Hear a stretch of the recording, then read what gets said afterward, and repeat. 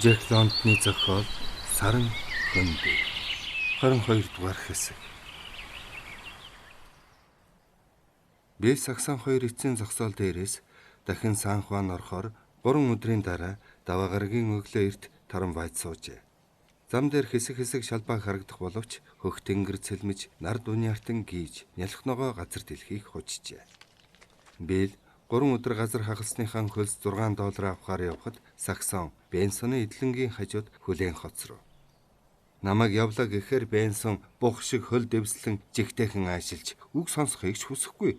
Хэдхэн хоногийн дараа морд дээрээ авъя. 4 морь хөлгөөтэй жолоо барьж чаддаг хүн олох амаргүй. Чам шиг ийм хүнийг алдаж болохгүй гэдэл байлаа шүү гэж Бэл тэднийхээс гарч ирээд ярив. Чи юу гэвтэ? Би яах вэ? Явуулгүй болохгүй л гэсэн. Ятгаад байхаар нь их нэртэйгээ хоёулаа яваа. Намайг бошуухан ир гэж хэлсэн гэлээ. Бэл чи өөрөө ч гэсэн цаашаа явмаар байгаа үсттэй. Тэгэлгүй яах вэ? Тэгтээ миний хүсэл зориг чинийхийг арай л гүйцэхгүй байх. Ингээд ер нь тариалан дээр ажиллах сайхан санагдах боллоо.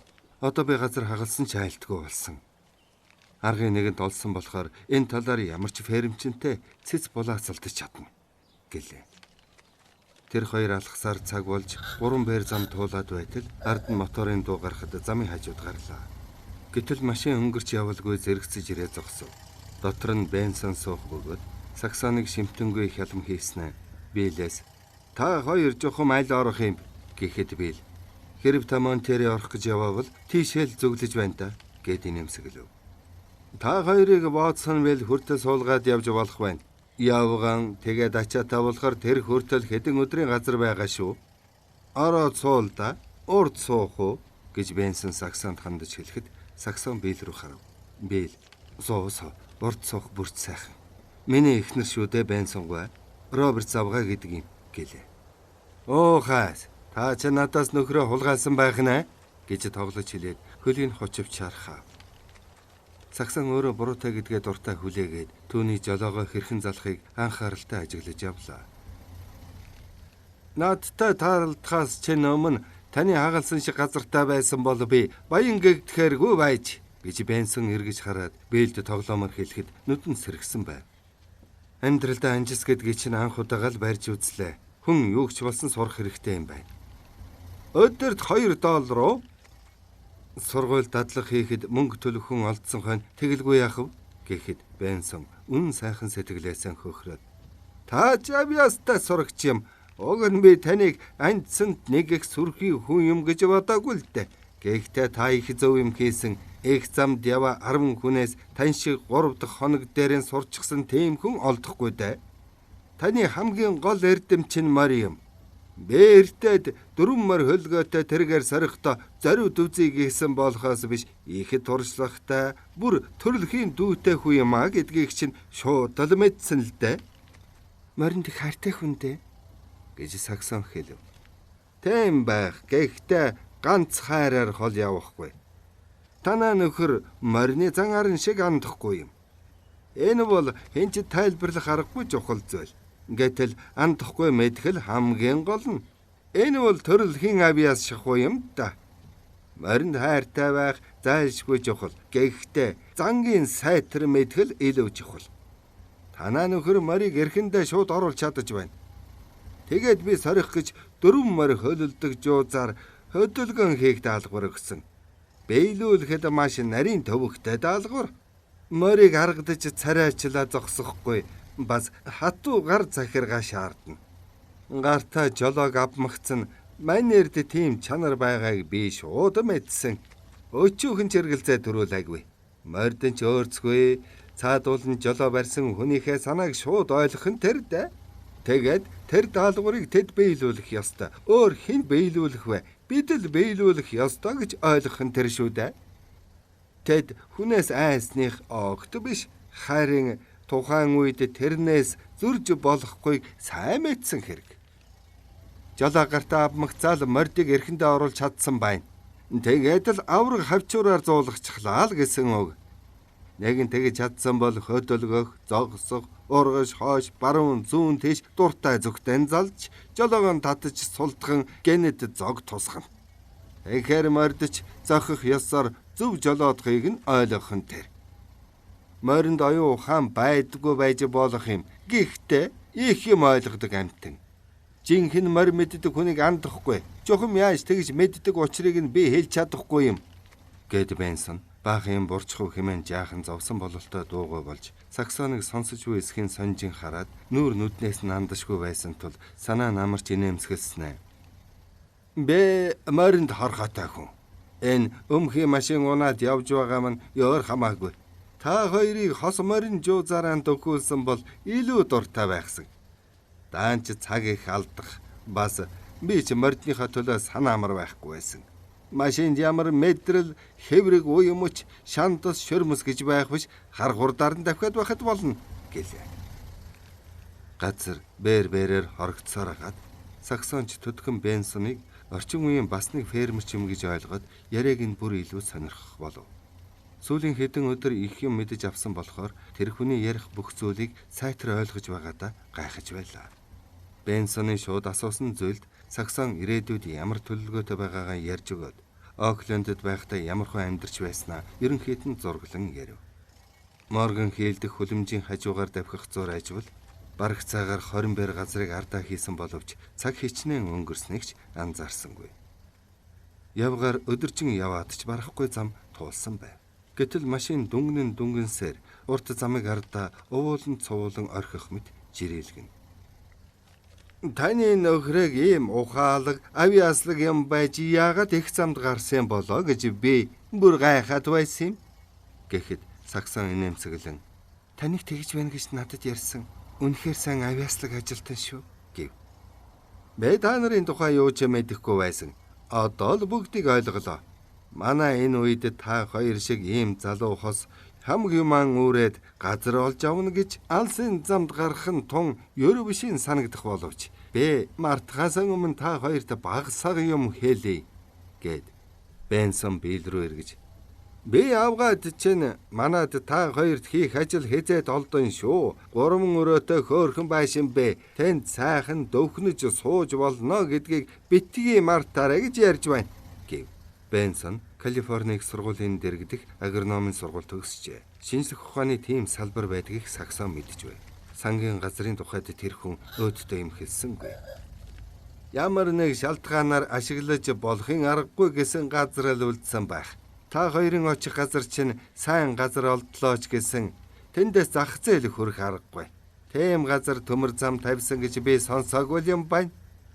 За, одоо хагалгачийн хөндөд орлоо гэж Бенсон гилрээ өнгөрөөд саржент чиглэн явах зур хэлээд газрын хөрс яаж боловсруулах талаар би та хоёрт үзүүлж өгнө. Энийг агрономч эрдэмтэд хийсэн биш.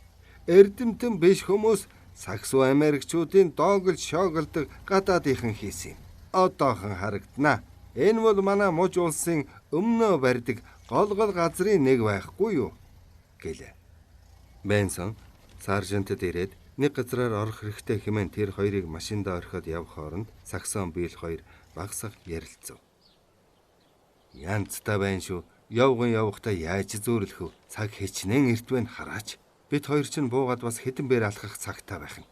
Машин сайхан ч гэсэн бололцоотой амьдрах болсон цагтаа хамгийн түрүүнд морил авах юм шүү. Мориноос илүү сайхан унаа байхгүй санагддаг юм да. Гэхэд саксон машин яарч явахд сайхан юм. Хоёулаа тун их баян болвол машин хам шүү гэв. Бэл гинэт орж исэн бодолтой гайхаж. Саксон би нэг зүйлийн талаар хөдөө ажилгүй үлдлээч гэсэн одоо санаа амар боллоо шүү. Анхандаа чамд хэлдэггүй байсан болохоос биш айдаг байсан юм. Сан Леандрогоос гараад явж байх үед сэтгэлээр унах бүр төгсөн шүү. Гэтэл одоо Мортимер авгаа Бенсон хоёр ажилд авъя гэлээ. Бүр байнгын ажилч шүү. Хөдөө ажил хязээд олддог бололтой гэхэд саксон бардан байдалтай инээмсэглэн тийм ч биш байх шүү.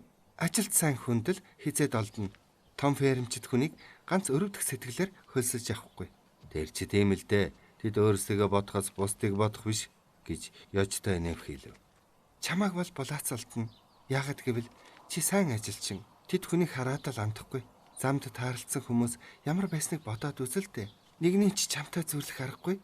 Тэднийг бишгүй л ажиглаж явлаа. Бүгд л бие сэтгэлээр дорой, бүхий л талаар явцгүй болсон харагдсан. Тийм ээ. Тун ургашгүй улс харагдана үлээ.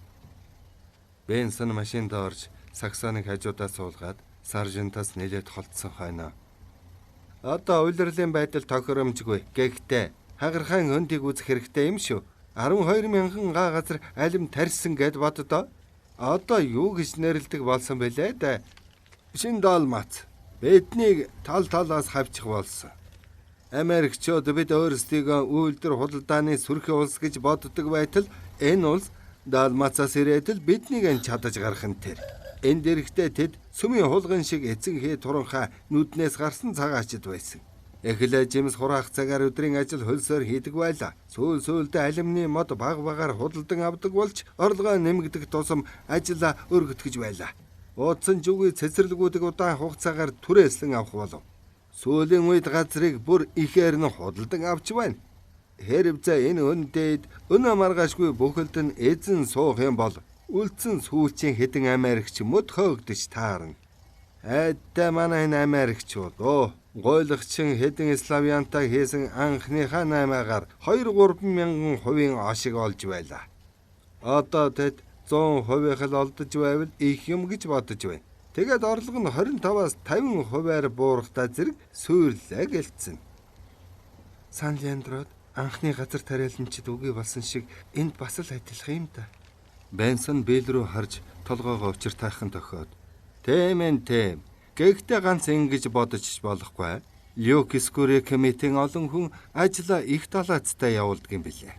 Заримийнх нь бүр 250 сая доллараар яригдах болж.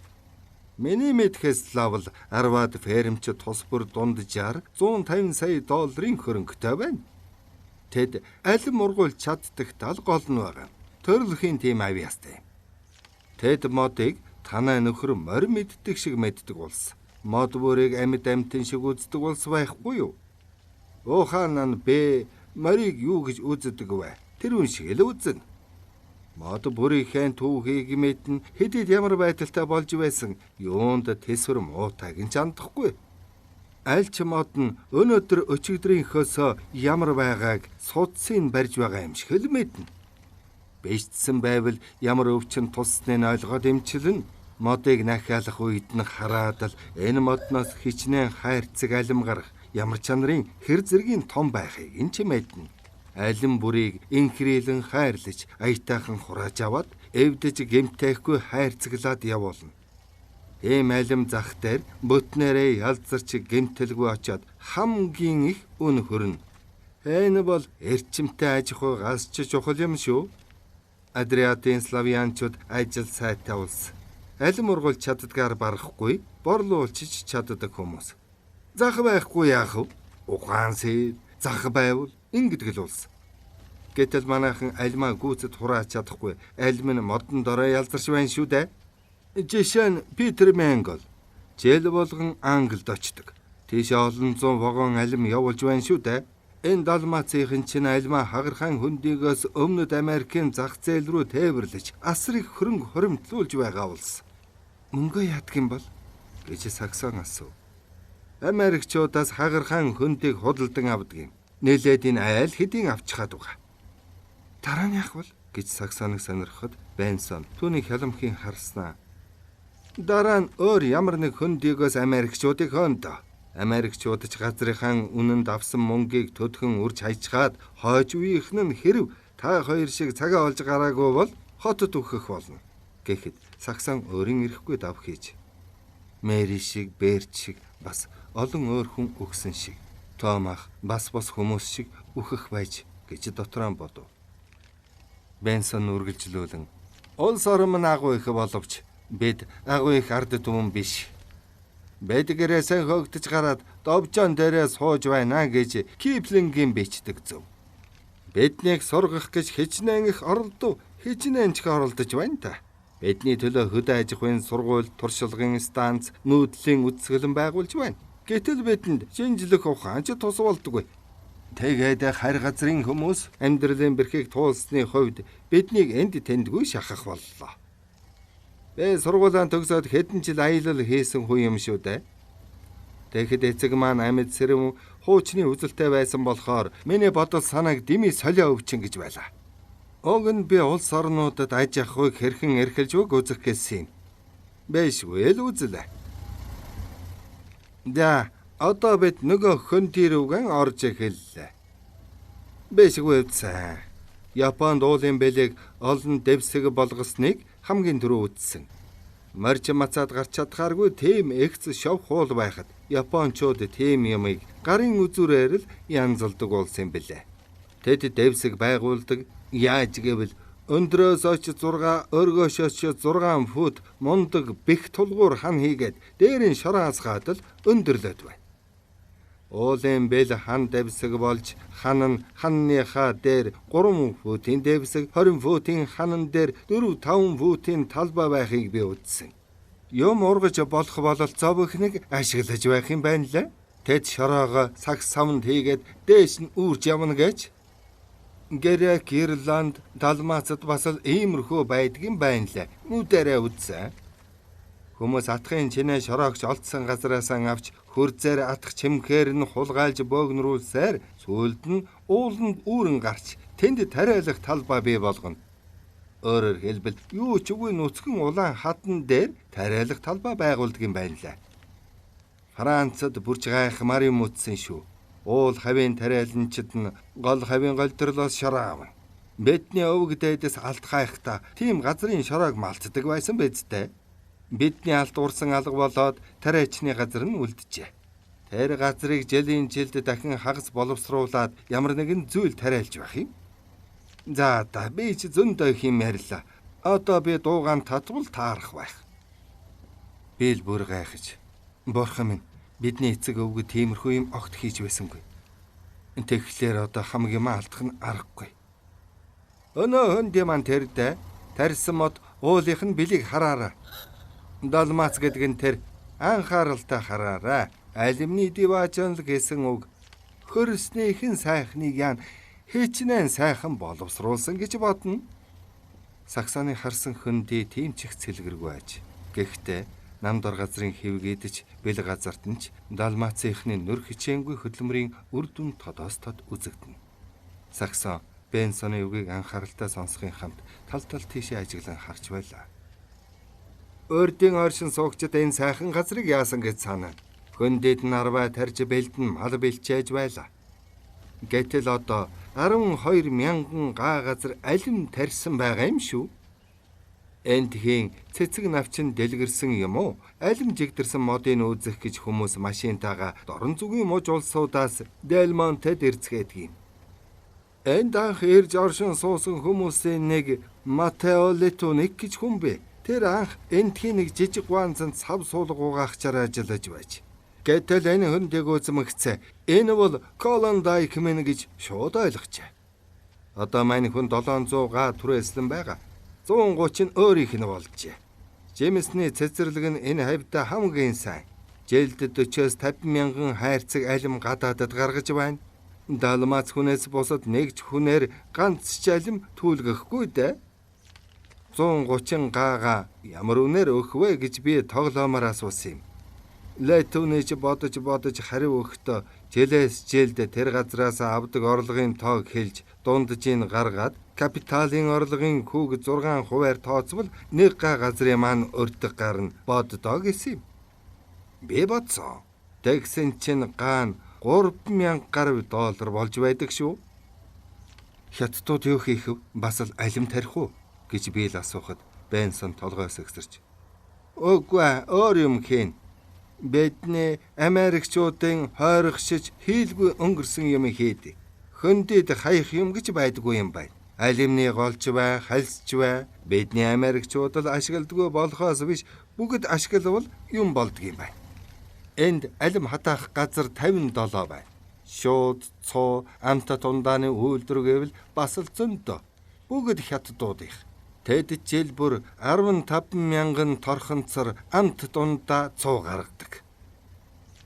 Уг нь бидний өвөг дээдсийн гараар бүтсэн, тэдний тэмцэж явсан, судалж шинжилсэн нутаг та гэж би л бодлогошронгуй хэлэхэд Бенсон хажуунаас нь гэхэд огт хөгжүүлсэнгүй. Харин цөлмөн хоослох ажлыг чадах чинээгээрээ хийжээ.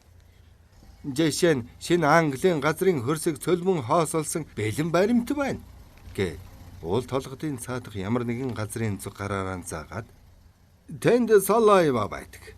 Очиж үзсэн бол Японд ирчихвүдэй гэж санагдав. Калифорни үржил шимт хөндөө нутгаас Япончуудын гарт их орсон.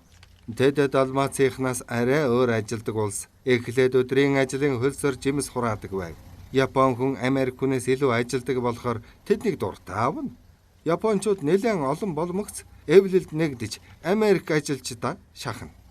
Цэцэглэгийн эзэд тийм юмыг нэг хэрэгсэхгүй байж.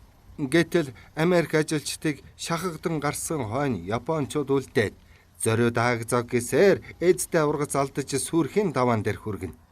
Яг тэр үеэр нь нөгөөдүүлийн үйлдвэрчний эвлэлийн зүтгэлтнүүд нь гарч ирж хамаг ургацын бөөнөр нь дүйж авна.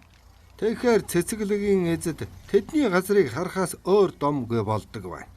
Тэгсгээд нөгөө хөндийн Япончуудын гарт ордог байна л да.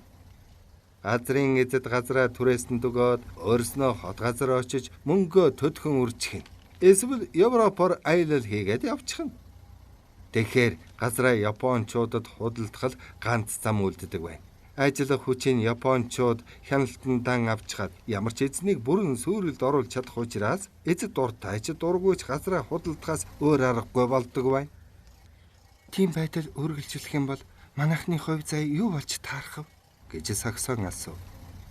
Ямар болдгийг та харж байгаа шүү дээ. Юу ч үгүй болсон нэг маань хотод очиод баларч байна. Газартаагаа үлдсэн нэг нь газраа худалдаад хот орж байна. Зарим нь ч хөлжиж их мөнгөтэй болдог л байх. Зарим нь бага сага юм хийж амьд зуудаг.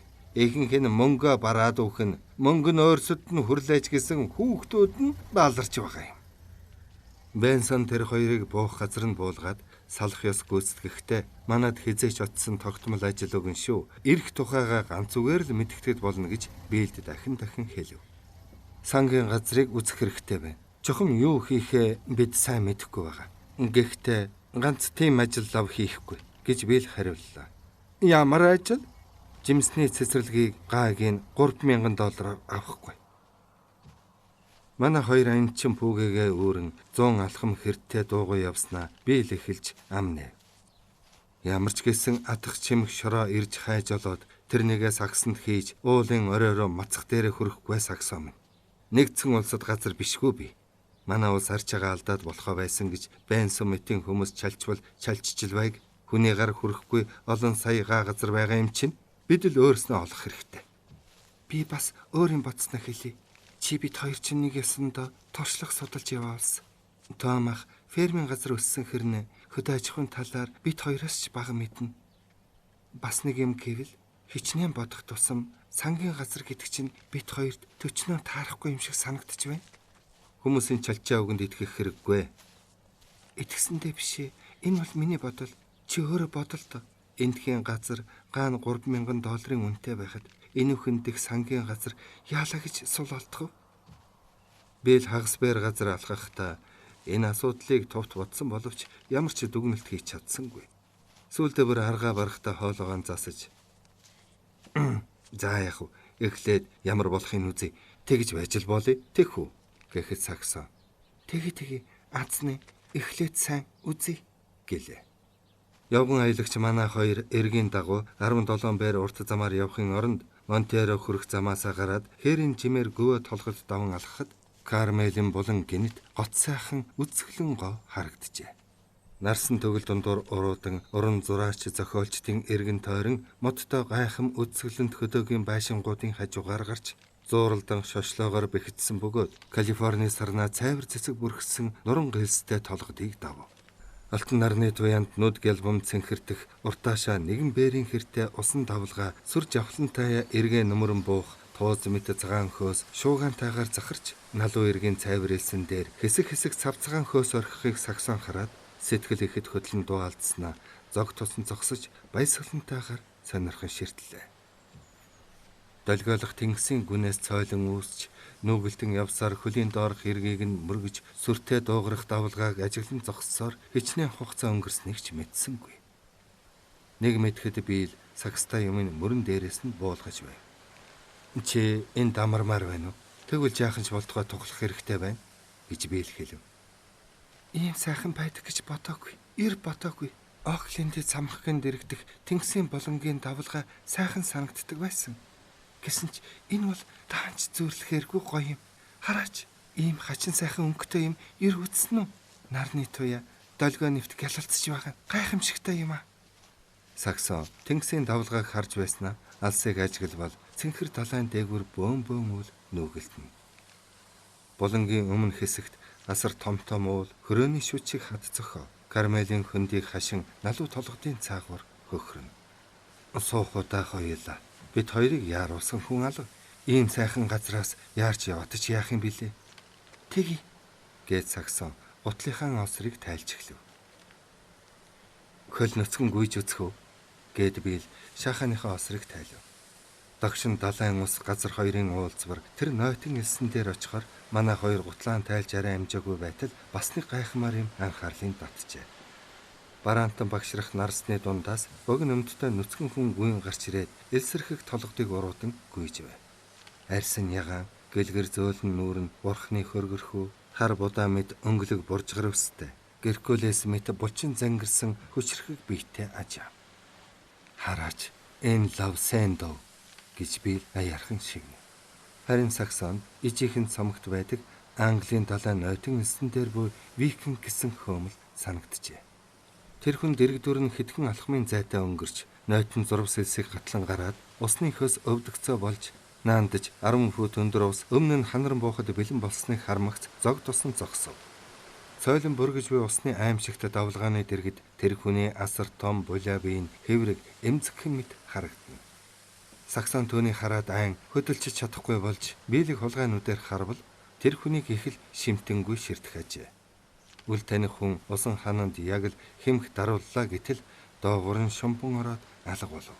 Тэр их ус эрийг догшин дуу чимээтэй мөргөн дэлсэхэд давлгааны дотроос эхлээд цайвар шар устай толгой шовс хийснэ төдхөн цээж бугалган харагдав. Хэдхэн самардан шумбатал дараачийн давлгаа хурч ирж дахин доогуур нь шумбан орж байв. Энэ бол тэнгист шумбаж буй хүн. Хойно хойноос хөөцөлдөн эргийн зүг тэмүүлэх долгионтой тулдаж буй жинхэнэ тэмцэл байлаа. Тэр хүнийг шумбан алга болох бүр Саксоны зүрх шимширч гараа тас базж байв. Заримдаа нөгөө хүн долгион дотроос зохиож харагдахгүй боловч сахарах номон долгио өөрийг нь зомглоор тоглох адил тэртээ хол шиднэ. Ингэсээр дийлхэн болж эрэг дээр шидэгдэх янзтай байсан боловч хагас цаг хэртэн дараа шидэгдэх нь бөөхөл харин төрөл хийлэх усны захад гарчсан давлгаан дээр шумбалгүй хурдан сэлж урагшлах нь харагдав. Төдгөн холдож үе үед холбын төдийн юм гялалзан үзэгдэж байснаа сүүлдээ бараан тасрав. Төөний эрлэхэг зоргийг гайхсан Саксон бахархан атаархсан биел хоёрын харц тулгарв. Жинхэнэ усч хүү юм да. Ямар их зоригтой ирэв. Би бол усан сан булангийн усандал сэлдэг байсан. Одоо далайд сэлж сурах юмсан. Тэр хүн шиг сэлж шумбаж чаддагсан бол ихээхэн онгирч хэрэг аргийн хүнийг тоохгүй хавьт болохгүй дээ. Саксон би чинь мянган фермтэй байснаас ингэж сэлж чаддаг байсан дээр гэх нь байна шүү. Уг нь би сэлж чаддаг. Бүр загас шиг чадна шүү дээ. Нэг хэсэг өдөр би Херогийн нарийн хавцал зогсоолоос Сейшенс усан сан хүртэл сэлсэн юмдаг. Хэд хэдэн бэрийн зайтай шүү. Гэхдээ саяны тэр залуу шиг тийм усч хүнийг насандаа үдсэнгүй. Эргэж иртэл нь эндээ хүлээ байц. Усан уулнуудын дунд гав ганцаараа ингэж байна гэдэг чинь юу гэсэн үг вэ? Тэсвэр хатуужил гэгч мөн дөө мондохоо юм та. Саксон биел хоёр эргийн жалга дээр могоо шиг урт зэгс бариад хөл нүцгэлэн хүүхэд их хөөцөлдөн цаг шахамгүй. Тэгэд гутлаа өмсөж байтал цайвар шар устай хүний толгой эргийн зүг шовлзон ойртож буй харагдав. Биел зориг дэрийг ухтан уулзахаар амдаа явлаа. Нөгөө хүн уснаас гарч ирэхэд угаасаа цагаан ягаан өнгөтэй арьсан далайн усанд нүдүүлсээр хүрэн улаан болжээ. Биел үнэн зүрхнээсээ бахархан баяр хүргэж "Та ястаа гайхалтай хүн юм. Энэ үгийг танд хэлэхгүй байж чадахгүй байна." Гэхэд нөгөө залуу талархан толгоогоо дохиж "Усны давлгаа өнөөдөр ширүүн байна" гэв. "Та Фокс ч биш үз. Таны тухай яагаад ч юм сонсоогүй байж болох юм шүү дээ" гэж биэл энэ байгалийн гайхамшиг гэлтэй хүнийг мэдэж авах санаатай асуухад цаатах нь энэ далдаад толгоогоо сэгсрэв. Танихгүй залуу урд нь их сургуулийн хөл бөмбөгийн авраг байсан. Одоо ихнэр хүүхэдтэй өрхийн тэргүүлэгч хэд хэдэн ном бичиж хэвлүүлсэн гэж би л яаж таах вүлээ. хөл бөмбөгийн талбай мөрөөдөл болсон шин тоглогчдыг шимтэн ажиглаж байсан зангаараа нөгөө залуу Бэлийн толгойноос нь хөлийг хүртэл сонжин харснаа. Та сайхан биетэй хүн байна шүү. Шилдэг сайн тамирчнаас лав дутхгүй. Лав дивжэн дээр гарч байсан хүн байх гэж би баттай хэлэх байна. Гэхэд Бэл толгой дохиод миний нэр Робертс гэлээ. Усч залуу эн чин нэрээ юусан бэлээ хэмээн нэхэн санахыг хичээн хөмсгөө хураан бодол болов. Бэл Робертс гэж Бэл тодтгов. Тийм мундаг Бэл Робертс гэдгүү. Би таны газар хөдөлгөхөөс өмнө механикчдын үзэсгэлэнгийн асрын дивжэн дээр харсан байна шүү дээ. Таны дараа дивжэн дээр Эди Хэплон гарч ирсэн. Та баруун солгоо өгөж чадамгаа ажиллаж чаддаг. Өөрөө сонжруулад байдгаас биш цохилт чинь айхтрах хүчтэй. Би бүр сайн санаж байна. Тэр үчийн тоглоомыг та их уйсан.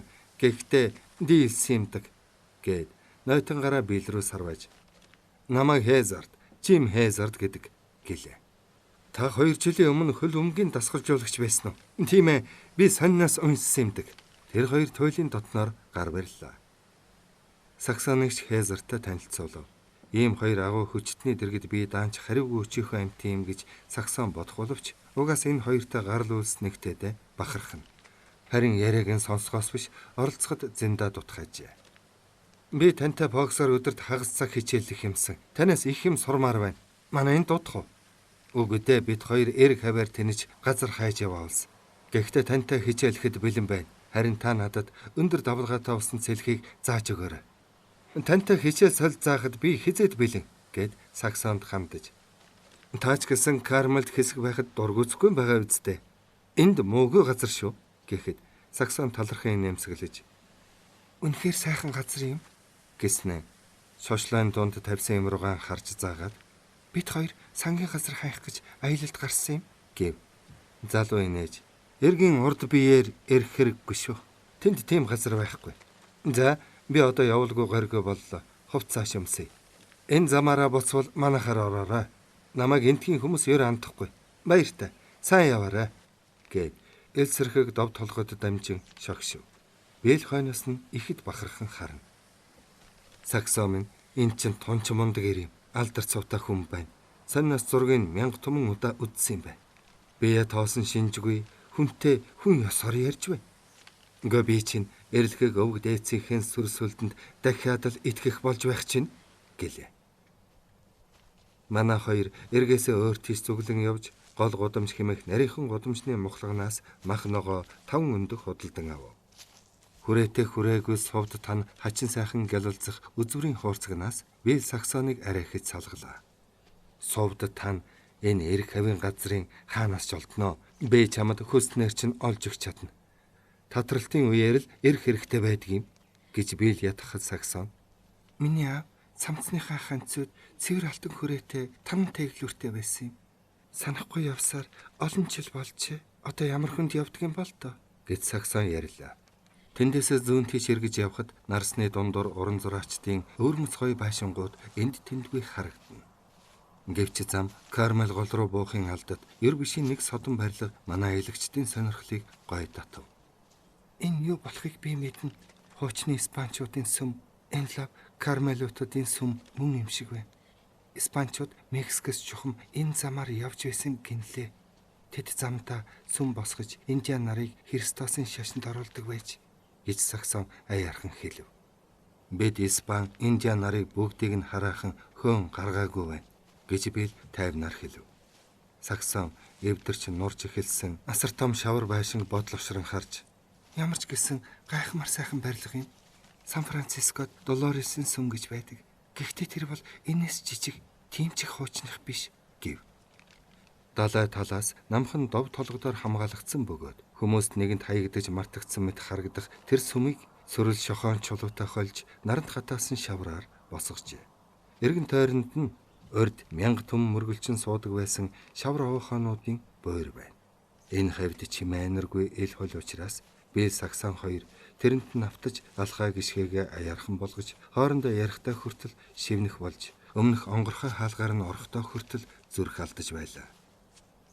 Хийдийн дотор лам хуврагч үгүй, мөргөл үйлдэжгүй хүмүүс ч үгүй. Гэхдээ байдлыг ажвал бишрэлтэй хүмүүс ирж очдог бололтой. Тавьсан сандлынхын тоогоор ботход орж гардаг хүн ялихгүй цөөхөн юм да гэж Бэл бодов. Тэгэд газар хөдлөлтийн үеэр цав суусан дуганд орж үзвэл хөндлөл модуудын гараар завчиж хийсэн байв. Дараа нь дуулдаг газар нь ороод тэдний хоолой гойд сайхан сонсогдоход Саксон зориг орж хайртай Христос минь гэдэг дуудлагын эхний бадгийг аяархан дуулж үзв. Дуу хоолойгоо цэвэр сонсогдоход улам зоригжин урамшиж шатны хэсэг тохиолдон цааш нь залган дуулахад хоолой найчмаар хүчээ бүрэн авч байлаа. Хайрыг булаасан Христос бурхан минь хинхтэг цээжинд агуулаач. Аянга захилгаан догшрон ширүүсгүй авран хамгаалж тэтгэн өмгөөлөөч. Ээдэ хоргодуулж хайрлаач намаага. Элдэв зовлон төвчин тэсвэрлэж ингчингийн оронд хойдын буян эдлэг Иесус минь миний нүгэлт сүнс гэж дуулав. Бэл эртний хэрмийг түшээд Саксоныг хайрлан харж байснаа дуулж дуусгахад нь гайхалтай, үнэхээр гайхамшигтай. Дуулж байхдаа өөрийнхөө царайг харж чадаагүй чинь харамсалтай. Дуу хоолойтой чинь адилхан хөөрхөн харагдлаа. Хачин юм шүү. Би өөрийнхөө тухай бодохдоо шашны тухай сандгийн гэж шивгэнэ. Аялагч хоёр маань бургастай хонхорт буудлан өдийнхээ хоолцоог бэлдэж гэдэс гараад голын ихээс баруун тийш намхан цохооны гүдгэрт өнжлөө. Уг нь тэр өдрийг энд өнгөрөх бодолгүй байсан боловч орчин тойрных нь үсгэлэнт сайхан байдал татагтаад явж чадсангүй. Төрн давлгаалах ус хад зохион мөргөндөлсөх далайн од хавч гэх мэт тэнгисийн түн янзын сонин хачин амьтдыг нүд салгаж чадсан сонирхон шохоорхсоор өдрийг баржээ. Бас төрөлтийн дараа үлдсэн цөөрмийн усан дотор жижигхэн чөтгөр загас байхыг үзэж хамаалхан хавч хайж өгөхөд өргөслөг биеэрээ орон авахыг харах бүр бие арцхийг авч хараад баймаар сонин ажээ. Ус татарч эхлэхийн алдад манай хоёр баахан дун хорхоо барьвал зарим нь 5-6 ямхын төдий хүрэх хамблам шиг бавайсан сахалтай асар том байлаа. Би л сувдтай дун хайж эргээр тэнхэд Саксон төрөлтийн дараа үлдсэн цөөрмийн ойр хөвтөд болор мэт тунгалаг усыг самарч ягаан хөх ногоон нийлэнг туяаран гялалцах дунгийн өөдөс жижиг чулууг атгаар нь түүж байв. Би л ирээд түүний хажууд хэвтэв. Далайн сэрүүнд элчин буурсан нарны гэрэл дээн хэвтэх зур цэнхэрдэх далайн гүнд нар хэрхэн тусхыг ажиглах сонирхон байлаа. Саксон биелийн гарыг атгаж баяр баясгалантай амар тайван байгаадаа сэтгэл нь хөөрч дотор нь онгойн цээж дүүрэн амьсгална. Хүсэж санаж явсан бүхэн нь сэтгэлчлэн бүтэх шиг ийм сайхан өдрийг насандаа үзээгүй санагдана. Хичнээн сайн сайхныг мөрөөддөг байсан цагтаач ертөнц ийм сайхан байдгийг төсөөлж байсангүй. Бэл хариуд нь гарыг нь инхрээлэн атгав. Хоёул болсон хойно Бэл чи юун тухай бодож бай гэж асуув. Үнэнтэй сайн мэдэхгүй байна Бэл минь. Оклендд өнгөрүүлсэн 1000 өдрөөс ийм нэг өдөр дээр гэж бодсон байж магадгүй гэлээ. 22 дугаар хэсэг төгсөв.